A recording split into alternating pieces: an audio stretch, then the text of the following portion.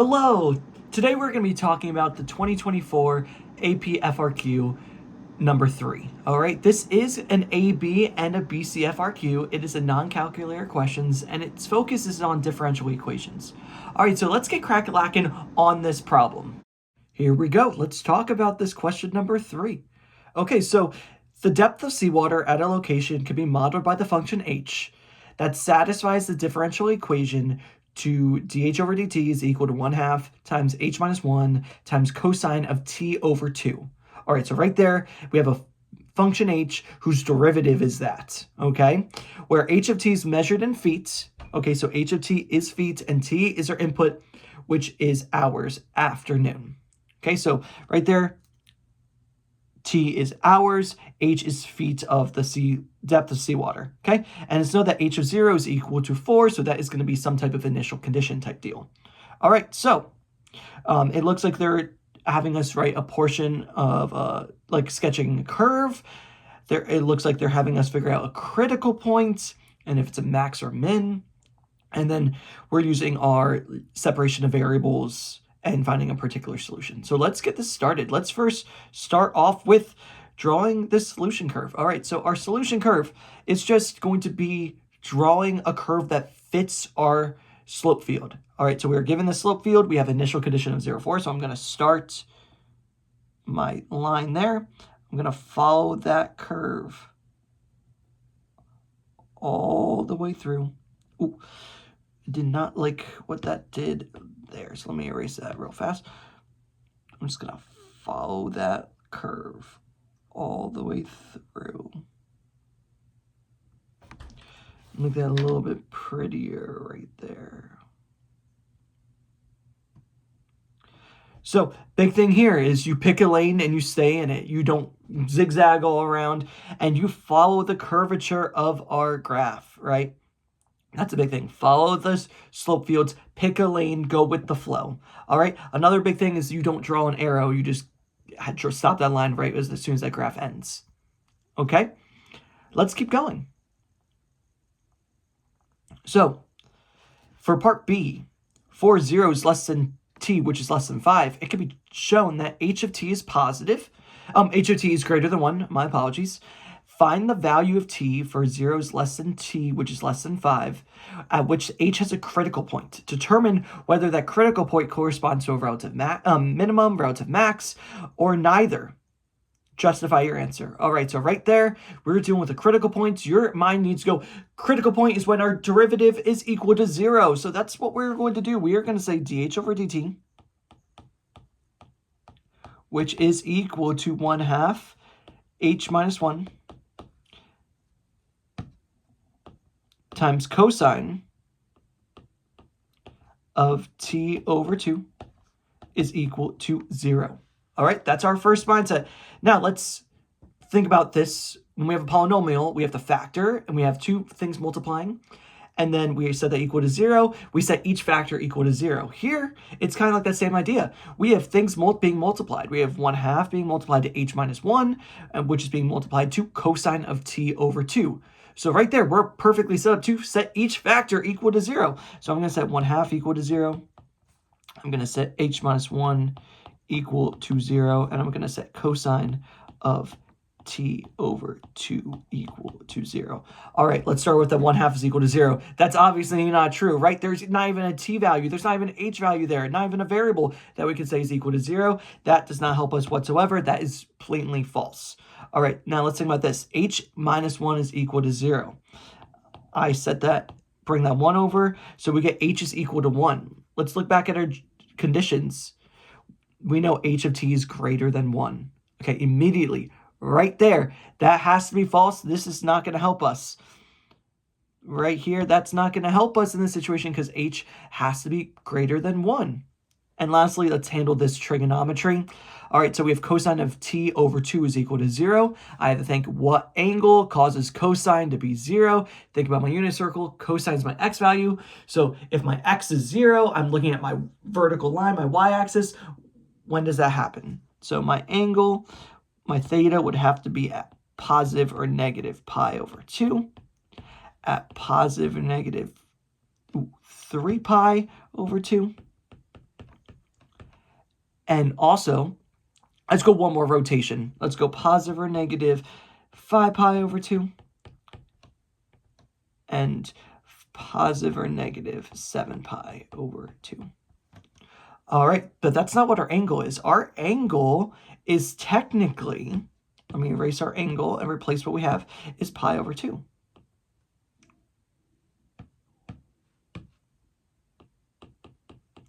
So, oh, not pi over 2, t over 2. My bad.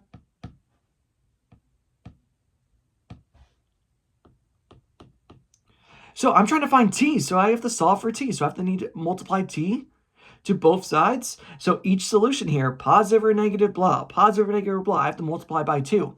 So I get t is equal to positive or negative pi, positive or negative 3 pi, positive or negative 5 pi, and positive or negative 7 pi. Now I have to ask myself, which one of these makes sense in our situation, right? It's saying 4 zeros less than t, which is less than 5. So I need a value that's in between 0 and 5. All of those negatives are immediately not a solution. They can't be a solution. So I'm stuck with all the positives. Positive pi, is that in between 0 and 5? Yes, it is. Pi is 3.14, blah, blah, blah, blah, blah, blah, blah. So that's in between 0 and 5. Pi is an answer. How about 3 pi? Multiply pi by 3, that's like 9 something. That's not an answer. Our only solution here for a critical point is going to be t is equal to pi. All right, that's half the battle. Now we have to figure out, hey, which one corresponds to a relative minimum, relative maximum, or neither? So relative min, relative max, your head needs to be first or second derivative test. That's where your head needs to be at. All right, let's look at our derivative. Do I want to differentiate that? I really don't want to. You could if you want, but I would much rather do the first derivative test. So let's make our sign chart for dh over dt.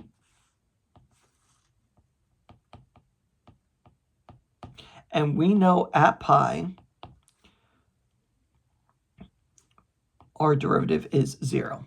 All right, so let's pick a value that's just greater than pi and just less than pi. All right, so I'm going to choose that 3 pi over 2, and I'm going to choose that pi over 2. All right, so let's evaluate at pi over 2. So we have dh over dt,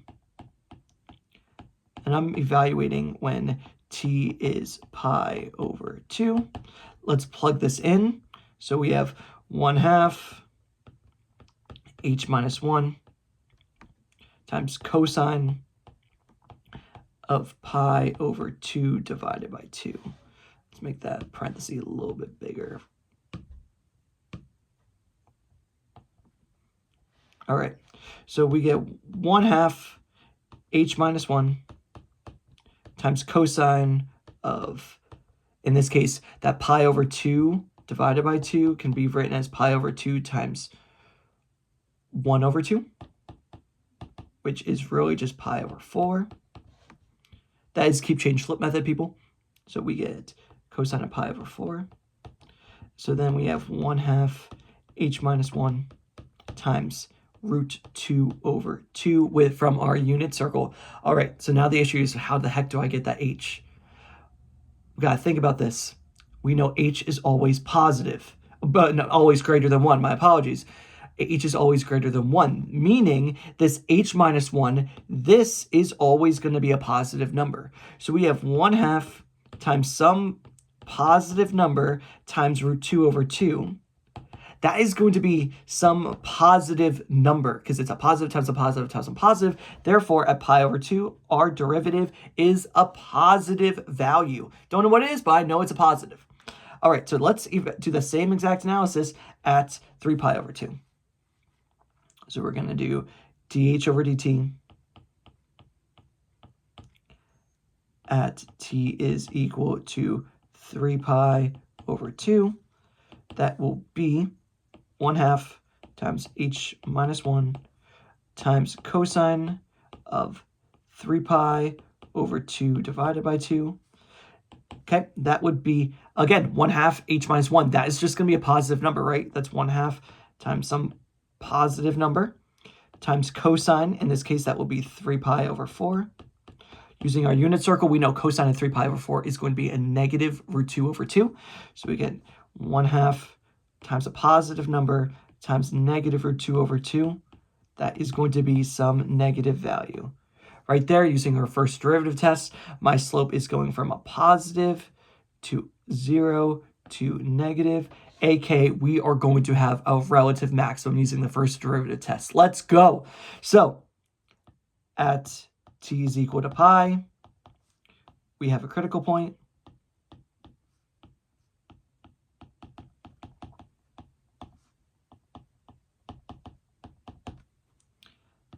T is equal to pi is a relative max.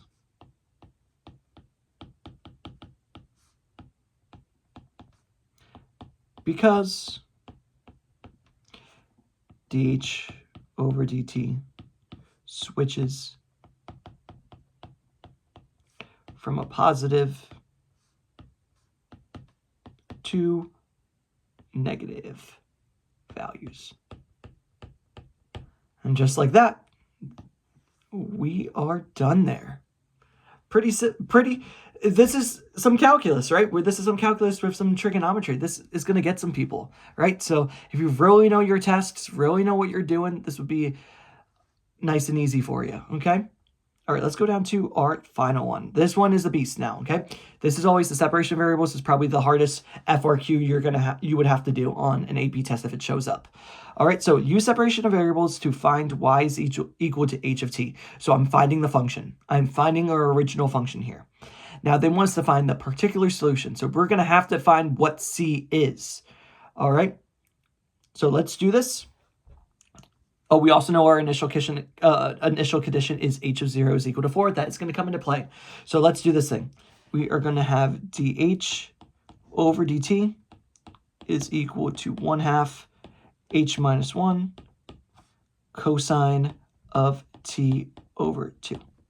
All right, so we have to use the idea of separation of variables. aka, we're going to separate our variables to one side. Okay, so I'm going to set up integration. And integration, your dh or your dt is always in your numerator. So right there, that tells me my dt is going to be moved to the other side because it's in our denominator on the left side. So we need to multiply that over. So I'm going to multiply both sides by dt. And I'm going to then have dh is equal to negative 1/2 h minus 1. Oh, not negative 1/2.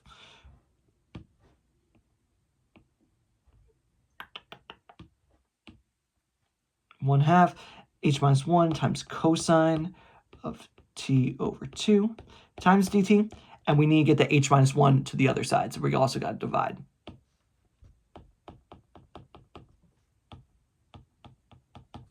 So we get dh over h minus 1 is equal to 1/2 cosine of t over 2 times dt.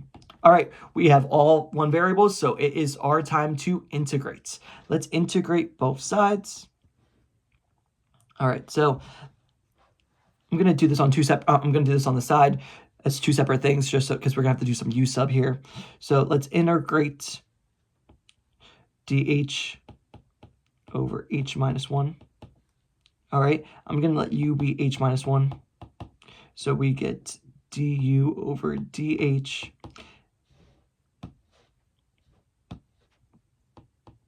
is equal to 1. Du is equal to dh. Let's plug everything in. So we get 1 over u times dh is on the outside, so that would just be du. Oh, perfect. That is just natural log. So we get natural log absolute value of u. In this case, that is h minus 1 plus our c value. All right, let's integrate this 1/2 cosine of t over 2 dt. All right, looking at this, I need to take care of that t over 2 because that's inside that cosine. I need to see what's going to happen there. So I'm going to have to do some u sub. Again, I'm going to let u in this case be t over 2. Du over t, our derivative is just equal to 1/2. Get that dt by itself, so we get dt, du is equal to 1/2 dt. Multiply that t over, so we get, no, multiply that 2 over, so we get 2 du is equal to dt. So we have integral 1/2 cosine of u times 2 du. Oh, perfect. Look at that. That cancels out, makes our lives even easier. So we have integral cosine of u du. That is just equivalent to sine of u plus c, which is sine of, what is our u? That is t over 2 plus c. All right, let's put that back into our original equations, both sides. So we get natural log absolute value of h minus 1 plus c is equal to sine of t over 2 plus c. All right, so let's talk about what happens with those c's, right? We have a constant on one side, a constant on the other. If I would subtract the constant from the left-hand side and subtract that over to the other side and have c minus c, the answer is still going to be some constant. I don't know what it's going to be, but it's still going to be a constant. So technically, I could remove that c and be perfectly fine on the left-hand side. All right, so now we found the general solution. We need to find the particular solution that intersects at this point, at h. I believe it is h of 0 is equal to 4. So my input is 0, my output is 4. So let's input 0 as t, and let's output our 4 as h. So we have natural log of 4 minus 1 is equal to sine of 0 over 2 plus c. Again, this is to find our c value. Let's start on this right-hand side, sine of 0 over 2. That 0 over 2 is just 0, so that's sine of 0, which is 0 plus c, and that's equal to natural log of 4 minus 1. That is just natural log of 3. So we get natural log of 3 is equal to c. All right, so let's plug back into our original equation. We get natural log of absolute value h minus 1 is equal to sine t over 2 plus natural log of 3. All right, and are we done? No, we need to fully get the particular solution. That means get our output by itself, aka h by itself. Let's do that, okay? So we got to get h by itself. Right now it's inside of natural log. We have to ask ourselves, what is the opposite of natural log? That is raising everything to the e power. So I'm going to rewrite this as e to the natural log of h minus 1 is equal to e sine of t over 2 plus natural log of absolute value of 3. Okay, so e and natural log cancel each other out. They're opposite operations or inverses of each other. Therefore, we get absolute value h minus 1 is equal to e sine of t over 2 plus natural log of 3, all in the exponent. Now, how do we get rid of that h minus 1? Let's just think about our context here, okay? H minus 1 is gonna be a positive number this whole time, this whole situation. Therefore, h minus 1 is going to be a positive value. Are those absolute values really necessary? No, they're not. So I can drop them. Now let's talk about like a little bit of manipulation here. All right, we're going to do reverse exponent rules. If I would have like e to squared plus times e to the 5th, I can rewrite that as e to the 2 plus 5. So what I have going on here is I have addition of exponents, so I can rewrite that as multiplication. So I can have e sine of t over 2 times e to the natural log of 3. You'll see why I did that in a little bit. All right, so let's add that 1 over to the other side so we get h by itself. Finally, we did it! And that's equal to e sine of t over 2 times e to the natural log power of 3. Inverse operations again, we're just left with times 3. And don't forget, we added that 1 to the other side, so we have 1. So our final answer would be h is equal to 3e sine to the t over 2 plus 1. That would be our final answer there. Again, do you have to do the whole e to the natural log of 3 and make that 3? No, you could have left it as e to the sine power of t over 2 times e to the plus natural log of 3, and then down back normally plus 1. All right, so that was our question number 3. This one, again, there's a lot of moving parts here. There's a lot of calculus. So thanks for hanging in there. This was a doozy. Thank you for hanging in there. Let's now go over how the AP graders graded this question, okay? So again, it's out of 9 points. Let's do this thing. So the first point came from your solution curve. So if you had the correct solution curve here, you got a point. So if you had this right here, you got a point. Again, it could look slightly different than that, but it really has to stay with the flow of your slope field. All right, so that was just 1 point given to you if you had that correct drawing. Now let's get into some major points here. Okay, so you got 1 point if you considered the sign of your derivative. So here, since we said that our derivative was equal to 0, I'm considering the sign of it. I'm saying, hey, when is it not doing anything? That's a point. So if you considered what your sign was of the derivative, you got a point there. Since we identified that t is equal to pi was your critical point, we also got a point. And lastly, from our analysis here, we also got a point. From saying, hey, we got the right answer, it's a critical point and is a relative max, that is a final point. So that is 3 points here. And that leaves 5 points for this doozy of a problem.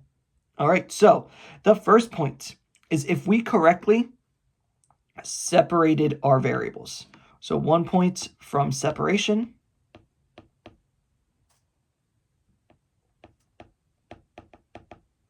We got 1 point from separating. Then our other points came from correctly integrating both sides. So you got 1 point separately for both integrations. You got a 4th point here if you identified what your C value and you plugged it back into your equation. And then you got your final point for saying getting H by itself. All right, that is all of the grading for this AP FRQ. And just like that, we have completely finished this FRQ 2024 question number 3 on the AB and the BC test. This was a differential equation question. It was a little bit more challenging than a lot of them. I feel like the differential equation ones are always a little bit more rigorous. You had to do a lot of integration. You had to really know your derivative test, and you had to know separation of variables. So I hope you found this video helpful, and I hope you are finding my channel helpful. Please leave a comment down below if you are, and I can't wait to help you out more with these videos to come. Thank you for watching.